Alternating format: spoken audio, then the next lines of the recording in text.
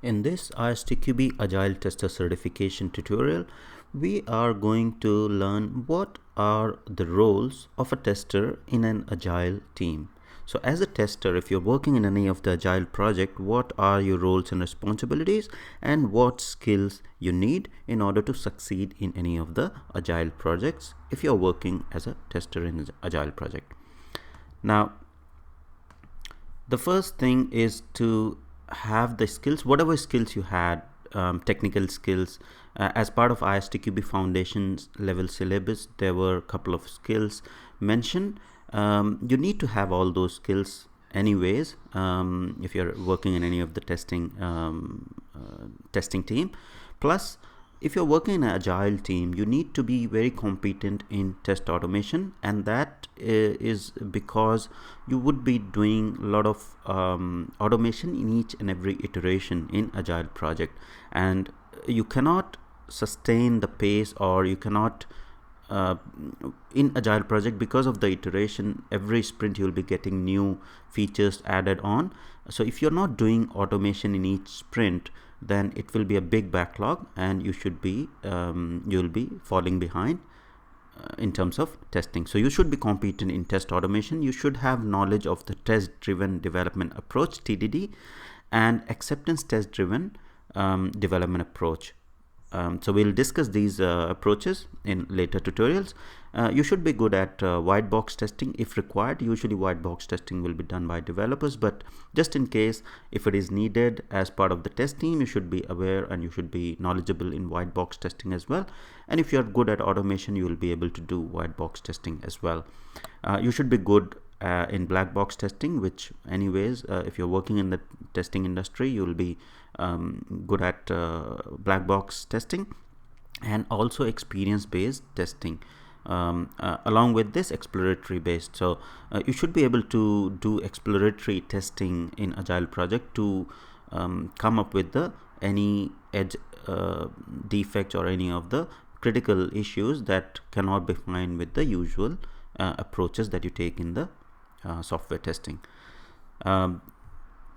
These are some of the technical skills that you're required. Then what are some of the behavioral skills? So behavioral skills that you require are that you need to have a good interpersonal skills, because in agile you have to communicate with your whole team on a daily basis.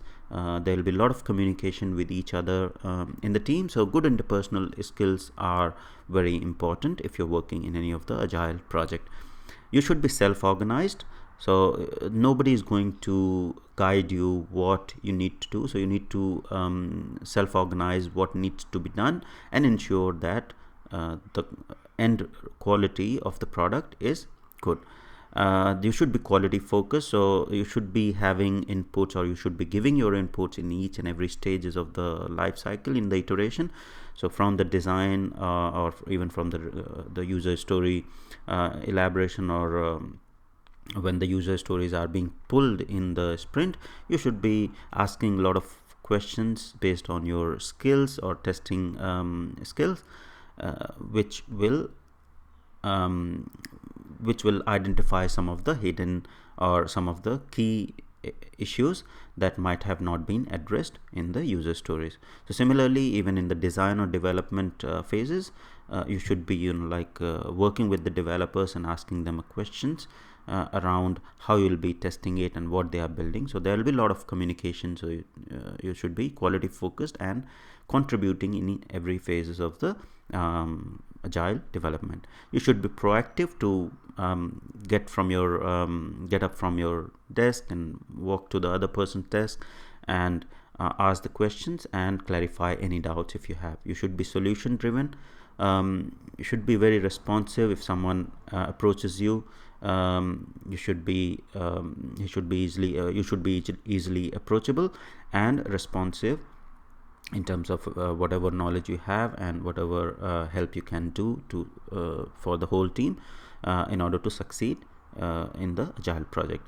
And you should be quick learner, so learning new skills is very important, because there will be a lot of pivoting in agile, and you might be doing something and then suddenly there is a change of suddenly there is something new came up, so you should be able to learn quickly new technologies or new processes and implement that if required in any of the agile projects. So these are some of the behavioral skills that are required if you're working in any of the agile project.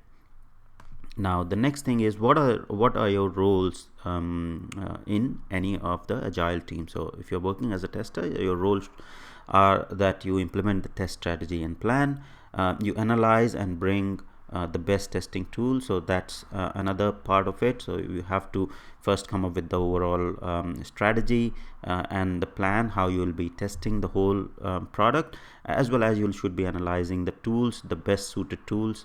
You should be able to configure and maintain test environments. So this might be you might be required to do this in some places, but at some places there is a separate team to configure and maintain test environments. Then you should be able to mentor other team members. That's the key role of the agile tester, that if there is someone who needs to upskill, or there is someone who joined new and you are subject matter expertise in that particular domain, you should be able to mentor the other team members to come up to the speed so that you all can succeed together.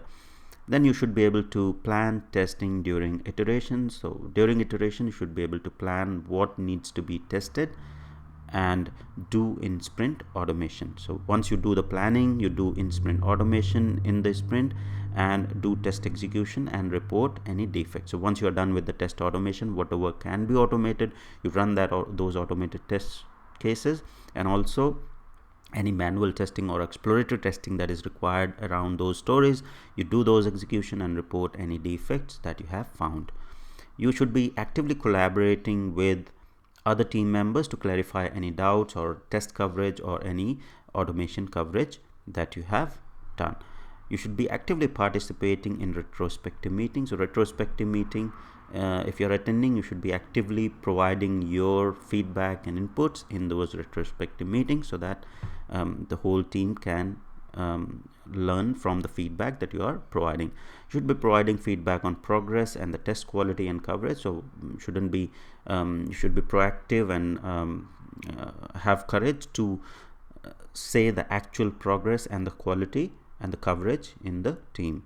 And the reason for that is, once you if you do not communicate the right situation in the project, then no one would know how the quality or the coverage of the product is.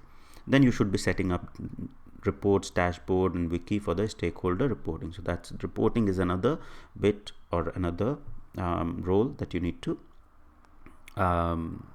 perform in the agile team. So you should be able to set up the dashboard for the stakeholders and also send the daily or weekly status reports from the dashboard itself to the stakeholder. Now, what risks are associated or test related organizational risks are there? So testers, because you are working as a tester in agile, you are working very closely to the other team members. You might become like tolerant on low quality and inefficient practices.